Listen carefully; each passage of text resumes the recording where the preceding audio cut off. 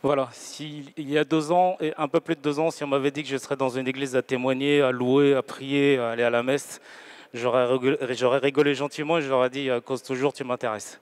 Voilà, mais en fait, le Seigneur, quand il a décidé, les choses sont écrites, on ne doit que s'y plier. Voilà, donc je suis né à la Guadeloupe, une famille catholique, les parents croyants et pratiquants, donc du coup, baptisés, forcément. Et donc du coup, mes parents nous ont, donc 4 frères, une sœur. Mes parents nous ont promenés dans toutes les églises, je dirais aujourd'hui, le témoignage va suivre, dans toutes les églises de la Guadeloupe, de la région parisienne.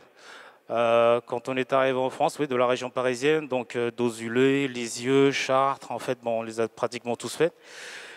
Et bon, du coup, j'ai mûri dans la religion. On va dire, non, en fait, je suivais le Dieu de mon père, exactement. Plus exactement, je suivais le Dieu de mon père. Mon père était très pratiquant, est toujours très pratiquant.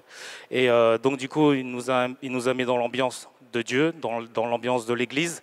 Mais en fait, j'allais pas à l'église pour moi, j'allais à l'église pour mon père, en fait. Et grandissant, à l'âge de mes 12 ans, bon, j'avais des copains. Le dimanche matin, moi, j'étais à l'église. Eux, ils étaient au foot ou au sport. Donc, du coup, ça m'ennuyait un petit peu. Et à l'âge de mes 16 ans, j'ai pris la décision de dire à mon père que ça ne m'intéressait plus. Donc du coup, je suis allé le voir, je tremblais, un peu comme aujourd'hui. J'ai dit, écoute papa, c'est bon. Jusqu'à aujourd'hui, j'ai fait la première communion, je vais à la messe avec toi, je t'ai suivi un peu partout. Mais aujourd'hui, moi, ça ne m'intéresse plus. J'ai plus envie de continuer, j'ai envie de faire autre chose. Et aller à l'église tous les dimanches, ça ne m'intéresse plus. Donc du coup, j'étais très surpris de sa réponse. Il m'a regardé dans les yeux, il m'a dit, bah écoute, fais comme tu veux. Et à partir de ce moment, il y a eu comme un silence intérieur. Je me suis retrouvé en fait tout seul. Et il y a quelqu'un qui est venu me voir, que je vais appeler tonton. Et cette personne m'a dit, bon écoute, maintenant que tu n'es plus avec ton père, viens avec moi. Comme ça, je vais t'emmener, on va se promener, tu vas voir un peu la vie, ce que c'est quand on est en dehors de l'église, quand on veut être soi-même. Alors du coup, c'est à l'âge de mes 16 ans. Donc du coup, les petites copines, on commence à s'y intéresser. Donc on commence à avoir les petites copines. Donc on commence à faire des choses pas très catholiques. Ouais, voilà. Donc dans les magasins, un peu les jurons, enfin bref, beaucoup de choses qui me ressemblaient pas du tout, à vrai dire. Et donc du coup, le sexe est arrivé très vite, la boisson est arrivée très vite, et je suis très content de moi parce que je n'ai jamais fumé, je me suis jamais drogué. Par contre, j'ai pas mal bu, et il y a eu des filles, et voilà. Donc du coup, jusque-là, il m'a bien enseigné tout ça, on va dire tout le mauvais côté. Et ce faisant, donc les choses du côté obscur se présentaient à moi. Et un jour, j'ai rencontré donc une fille, la mère de mes enfants. Donc, ah oui, j'ai oublié de vous dire, j'ai 50 ans. J'ai, j'ai, ouais, j'ai 50 ans. Il n'y a pas eu d'erreur, j'ai vérifié. Donc, j'ai 50 ans. Donc, j'ai 3 enfants. Donc, un dont je ne parlerai pas, parce que je n'ai pas demandé à la mère l'autorisation d'en parler. Donc, j'ai 3 enfants avec 2 femmes différentes. La première a 26 ans, le second a 21. Et la première que j'ai eue avec une autre fille a 30 ans. Voilà. Et donc j'ai vécu pendant plus de 20 ans, 22 ans dans la fornication, pour reprendre le mot exact. Mais je sentais qu'au fond de moi, il y a quelque chose qui n'allait pas, parce que j'étais pas heureux. J'étais pas heureux en moi, j'étais en couple. Les choses étaient en dents de scie. On a commencé à pas bien vivre, en fait. Mais j'ai compris pourquoi. Parce qu'en fait, ouais, je vais vous le dire quand même, c'est parce qu'en fait, j'ai eu un enfant, enfin, elle est tombée enceinte et du coup, on a on a fait une interruption de grossesse. J'ai du mal à le dire, pardonnez-moi. Et je sais que cette chose m'a poursuivi et est restée dans mon cœur. Et donc du coup, c'est ce qui a fait qu'on a commencé à ne pas s'apprécier vraiment. Parce que c'était vraiment profondément ancré en moi, mais je ne savais pas pourquoi. Voilà. Donc du coup, en 2014, je suis chez moi. Donc je suis allongé sur mon canapé et je m'endors. Et pour la première fois, il m'est arrivé quelque chose que je ne saurais expliquer. Maintenant, je le comprends mieux. Mais au moment où c'est arrivé, je ne savais pas l'expliquer. Alors je m'endors dans ce qui me semble être un sommeil profond. Et je me sens partir, mais partir en esprit tout d'un coup. Et à un moment donné, je vois mon corps qui est sur le canapé. Donc je suis quand même un peu... parce que je suis pas dans mon corps, mais je suis conscient et je vois tout ce qu'il y a autour de moi. Je vois la pièce entière. Et à un moment donné, je suis parti dans un espèce de trou noir. Et je me sens allongé, mais chahuté, complètement chahuté, mais vraiment, vraiment, vraiment chahuté. Et je me demande ce qui est en train de se passer. Il fait très noir, mais c'est d'un noir... je pense que noir, c'est blanc à côté du noir que je voyais, dans lequel j'étais. Et toujours étant chahuté, je sens... D'accord. Donc je sens... je me demande ce qui se passe. Et à un moment donné, il y a une petite fêlure qui se fait. Donc je vois une lumière. Mais une lumière qui est déjà assez forte, mais très blanche. Donc du coup, je me dis, tiens, et je me débat. Et au final, j'arrive à ouvrir. Donc ce qui me semble être une porte finit par s'ouvrir. Et je me mets et je me lève comme ça. Et tout d'un coup, je vois une lumière, mais une lumière d'une clarté qu'on ne peut pas expliquer. Et donc du coup, je regarde à ma droite, à ma gauche. Je suis sur ce qu'on pourrait appeler un espèce de char. Devant, il y a 6 chevaux blancs. Les 6 chevaux blancs sont au galop. Et au moment où je me suis levé, j'ai l'impression qu'il y a quelqu'un derrière moi qui est en train de demander aux chevaux d'aller encore plus vite. Donc les chevaux vont au galop encore plus vite. Et toujours est-il, je suis un peu chahuté de tous les côtés et je commence à prendre conscience que je ne vois pas ce qu'il y a autour de moi, mais je suis comme dans une auréole de lumière. Et à un moment donné, il y a une fourchette, un Y si vous voulez. Et en fait, je vois que ça se rapproche. Mais alors d'un côté, c'est noir, de l'autre côté, c'est blanc. Et je suis en train de regarder, et à un moment, je tourne la tête de la gauche vers la droite, et je vois ce qui me semble être des bouts d'ailes. Mais vraiment blancs, des bouts d'ailes. Des bouts d'ailes. D'ailes. Des ailes. Et donc du coup, je me retourne et je regarde devant, et j'ai l'intime conviction d'avoir pris d'avoir eu la volonté de prendre la direction de la lumière. Alors, les chevaux prennent la direction de la lumière et ils sont au galop dans cette direction. On a à peine passé le côté lumière, je vois une main très noire, très sombre qui attrape le harnais des chevaux et qui tire les chevaux, mais d'une violence du côté sombre. Et je me vois rentrer dans un tunnel, mais ce tunnel est vraiment obscur. Et à ce moment-là, je me réveille. Et à ce moment-là, je reviens à moi, je suis dans ma chambre. Et je crois que j'ai mis au moins 20 minutes, une demi-heure à revenir à moi parce que ce que je venais de vivre était quelque chose de réel, parce que je transpirais de partout. J'étais vraiment j'avais comme la tremblote. Alors je vous assure que j'ai gardé ça pour moi, je n'ai jamais dit. Donc ce faisant, on continue. Ma vie continue.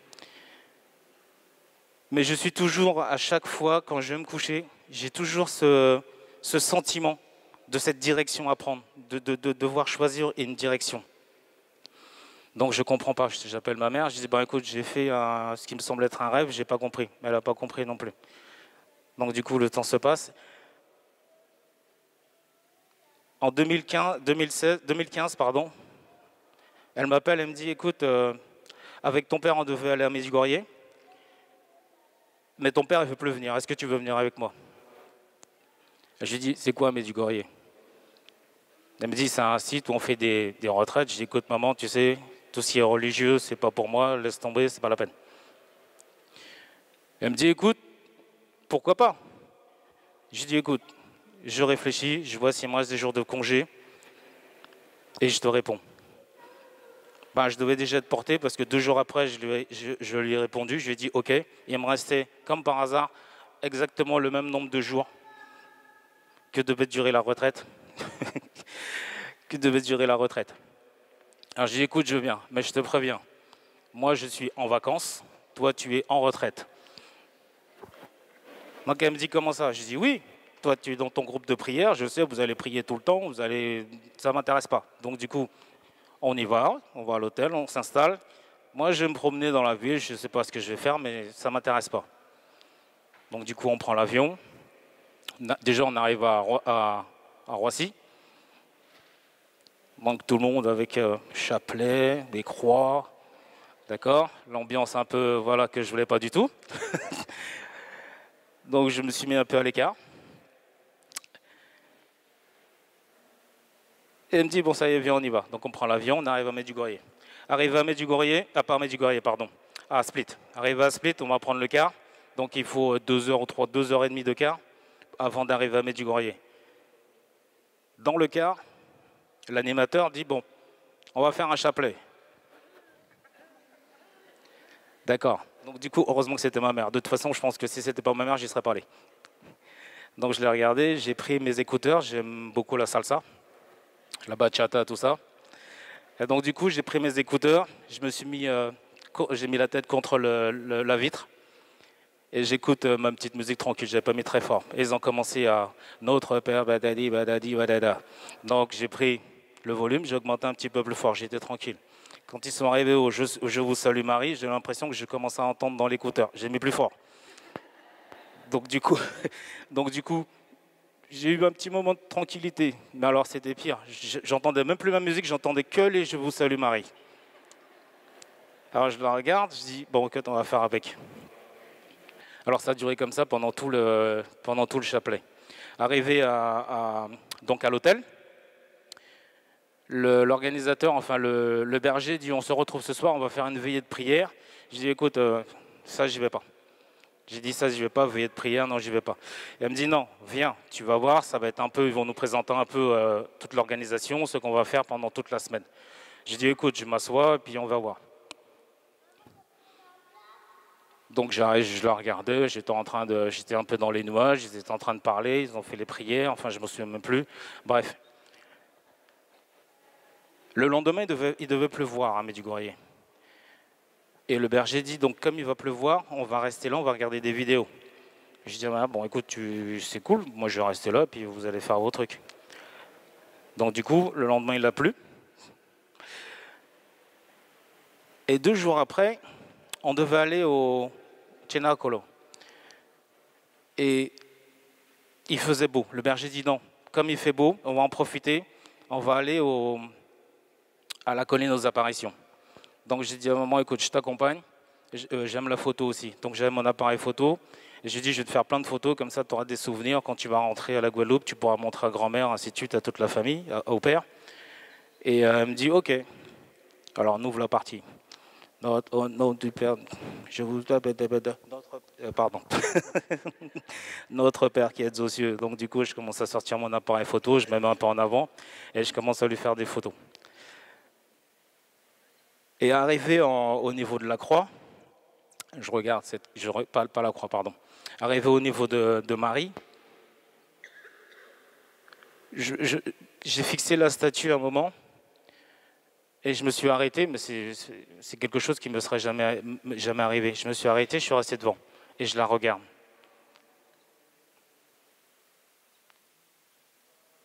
Et après, je suis reparti. Comme s'il fallait que je marque un temps d'arrêt, je ne sais pas pourquoi. Donc, on est reparti.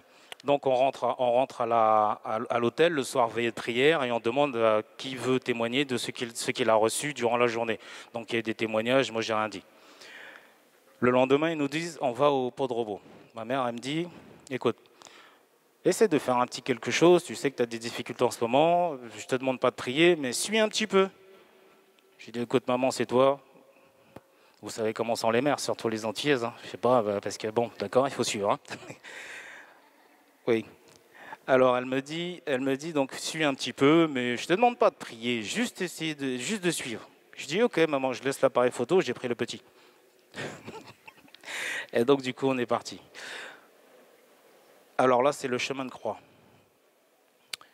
Curieusement, dès la deuxième station, le Notre Père a commencé à arriver dans mon esprit. Je ne le disais pas encore, mais il a commencé à arriver dans mon esprit. Je me suis demandé ce qui se passait. Et après le Je vous salue Marie. Et alors c'est la quatrième station, c'est la quatrième ou la cinquième station.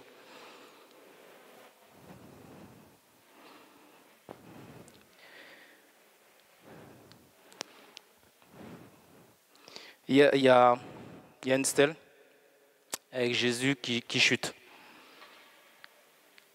Donc il est par terre avec la main, avec une des mains par terre et la croix sur le dos. Et au-dessus de la croix, il y a ce qui semble être un Romain, on va dire un badaud, qui appuie sur son dos pour qu'il ne puisse pas se relever.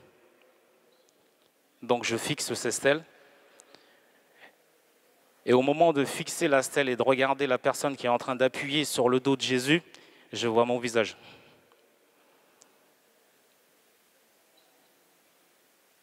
Alors j'ai cligné de l'œil, j'ai regardé et je vois encore mon visage.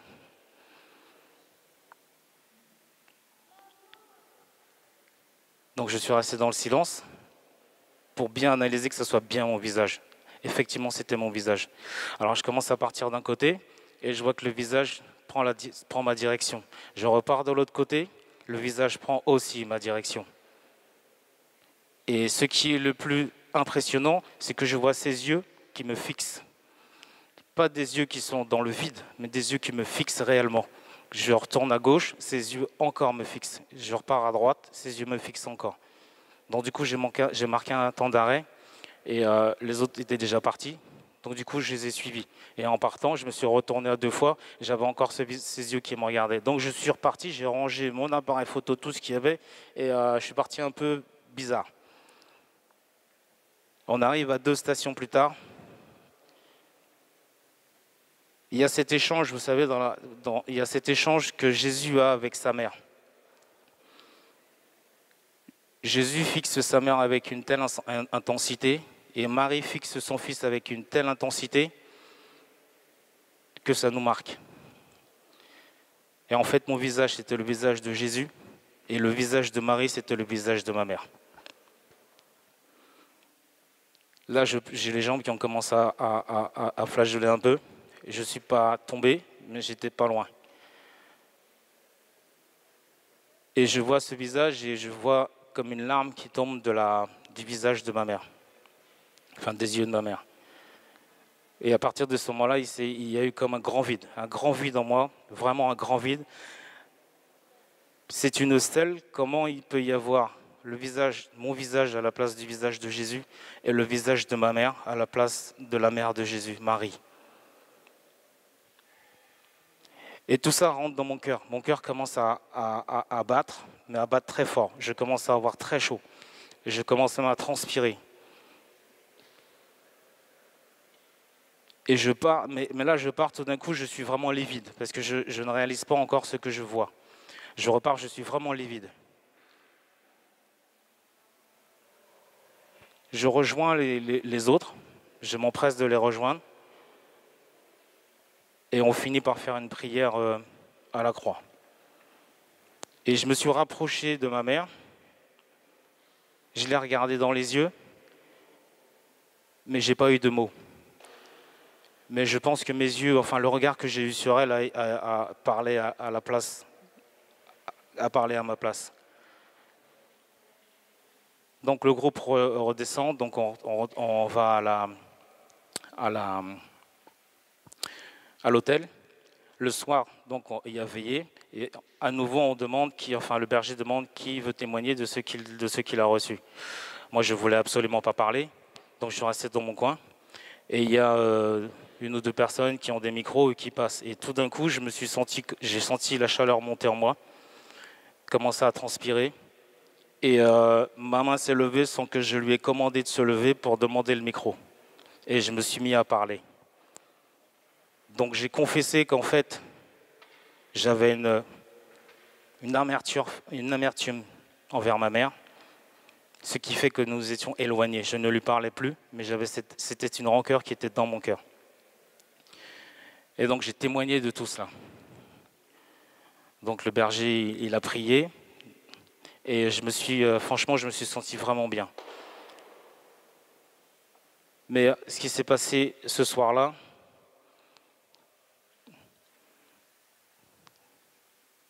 donc on était dans la chambre, elle me dit, vu ce que tu as vécu, fais un Je vous salue Marie. Donc vous savez, il y a la photo de Marie que j'avais sur mon lit, et je commence à prier Je vous salue Marie.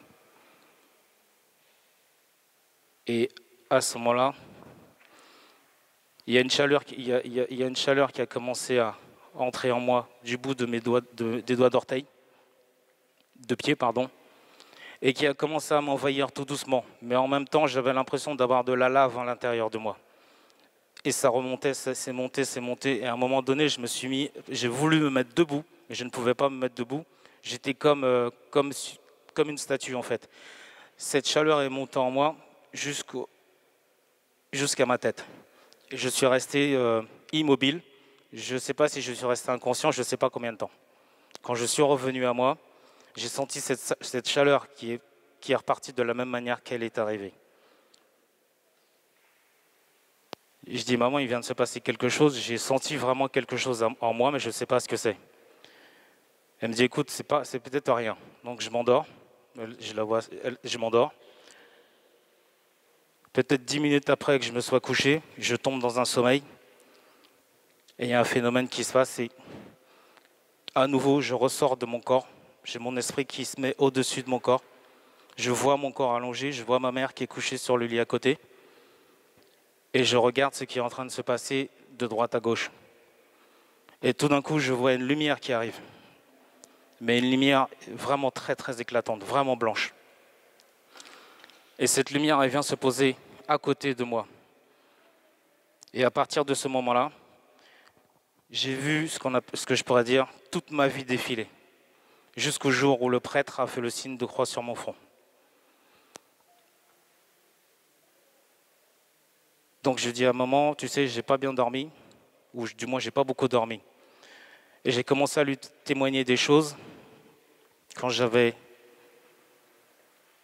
12 mois, 18 mois et 22 mois. Elle me dit, c'est impossible que tu puisses te souvenir de ça. Et je lui dis, je ne sais pas d'où ça sort. Donc je lui ai dit, tu sais, je suis allongé et je vois comme des gouttes d'eau qui sont au-dessus de mon front. Et je vois quelqu'un. Et en fait, c'était le prêtre qui faisait la croix le jour de mon baptême. Et à partir de ce moment-là, tout a changé dans ma vie. Tout a changé dans ma vie. Et je crois que c'est ce soir-là que j'ai dit oui. Que j'ai dit oui à Marie. Et en disant oui à Marie, j'ai dit oui à Jésus. Donc du coup, j'ai commencé à... Et comment on pourrait dire? C'est la force du Saint-Esprit parce que personne ne m'a dit achète une Bible, commence à prier, achète un chapelet. Les choses sont venues d'elles-mêmes. J'ai eu l'envie d'aller acheter toutes ces choses de moi-même. Seulement quand je suis rentré à la maison, il y a tonton qui m'attendait. Tonton, si vous l'avez compris, c'est le diable. Quand je suis arrivé chez moi, j'ai commencé à voir des choses que je voyais que dans les films d'horreur. Je suis resté comme ça dans le combat pendant 8 mois. Je ne dormais pas. Toutes les lumières de chez moi étaient allumées toutes les nuits. Je n'arrivais pas à fermer l'œil de la nuit.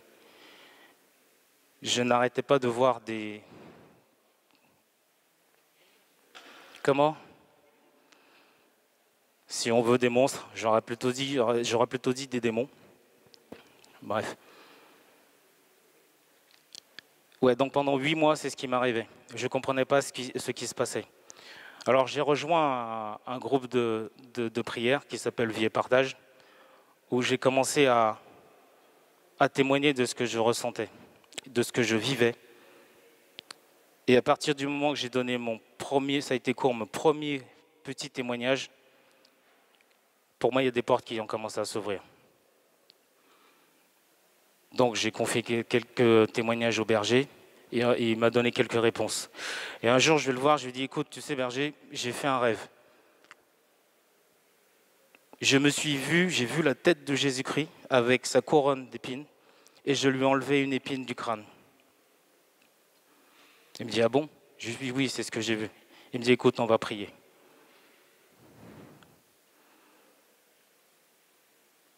Alors il a prié, enfin il a fait les prières pas avec moi, mais il a fait les prières avec le groupe.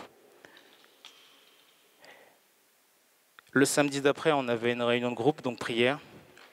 Je rentre chez moi, je m'assois devant mon hôtel, je fais ma prière, et tout d'un coup, tout s'efface autour de moi. Je vois ce qu'on appelle une armée de démons derrière moi, et sur ma tablette, il y avait une couronne. Alors, je n'avais pas compris ce que c'était. Donc, je revois le berger, je lui dis, écoute, j'ai fait ce rêve, mais là, je les voyais. C'était pas comme un rêve, j'étais éveillé, en train de prier, et les choses se sont présentées derrière moi, et la couronne sur ma petite table. Il me dit, là, je ne sais pas ce qui se passe, mais c'est peut-être quelque chose de pas bon. Alors, tu vas prier, et je vais appeler le berger Rio, et on verra.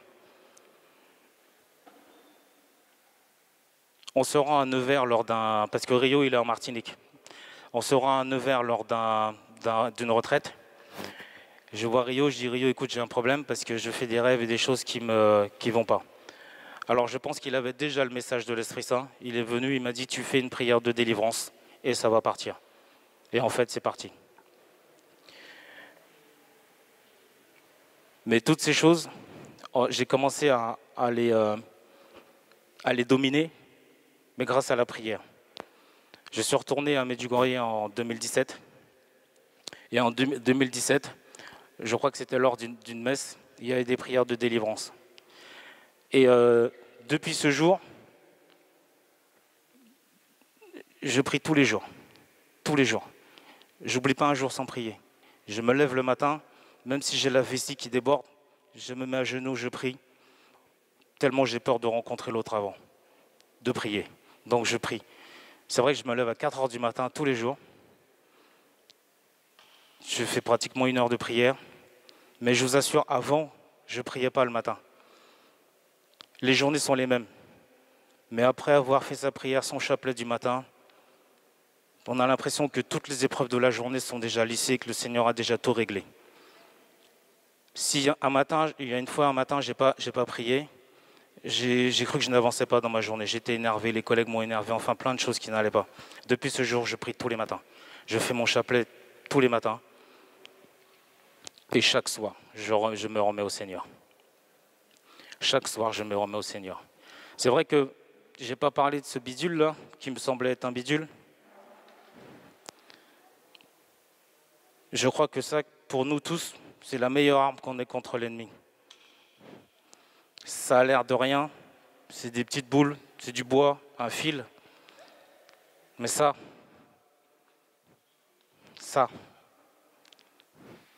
c'est l'arme que tout le monde doit avoir, tout chrétien doit avoir, le prier. Marie demande de prier ça, et je vous assure que c'est une réalité. Avec ça, ça nous libère et ça nous protège de bien des choses. La lecture de la Bible, tous les jours. La lecture, les évangiles, tous les matins. Et c'est ce qui me tient. C'est ce qui me tient debout. Mais la plus grosse difficulté pour moi est quand est venu le moment où je devais arrêter avec ma petite amie. Alors, bon, comme tout le monde, le sexe, ça a son importance dans la vie d'un homme, dans la vie d'une femme également aussi. Donc, pour moi, c'était déplacer l'Everest.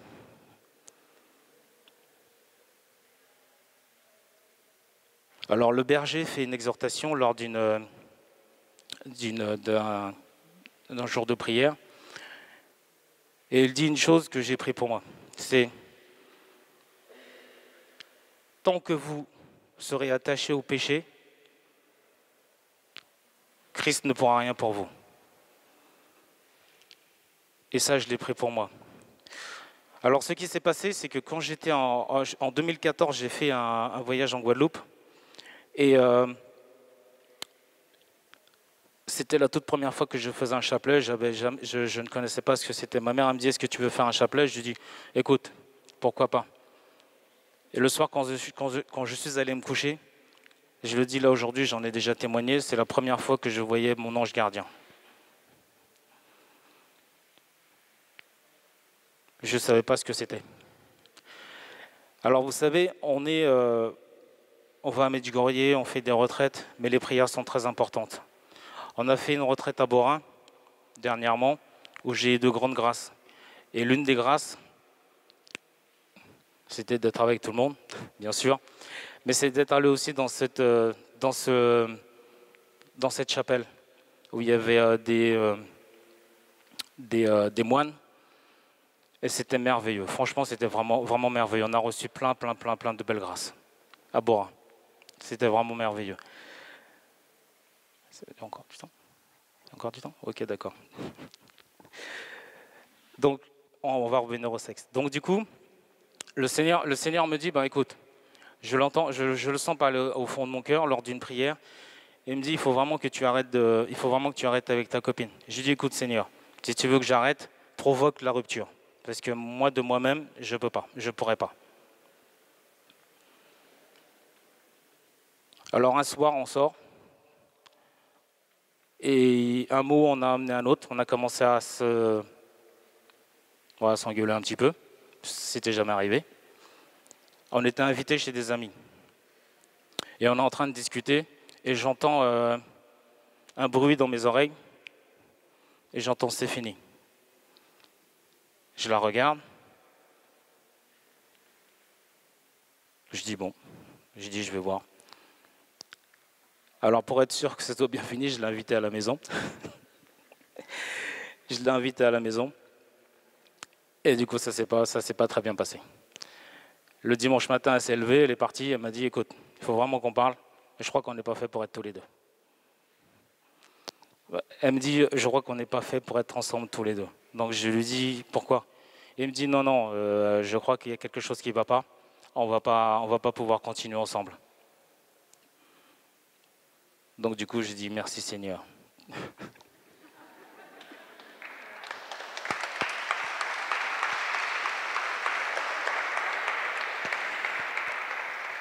Voilà, et depuis que j'ai pris cette décision de couper vraiment avec les relations, ma vie spirituelle a vraiment démarré. Et aujourd'hui, je me sens vraiment très très bien. Je me demande, et on en arrive à se poser la question, à se demander qu'est-ce qu'on a fait pendant toutes ces années quand on voit toutes ces personnes, tous les gens qui sont là, qui prient Dieu, qui louent le Seigneur. On se demande qu'est-ce qu'on a fait pendant toutes ces années. C'est pour ça qu'aujourd'hui, je rends grâce au Seigneur, je rends grâce à Marie d'avoir invité tout le monde.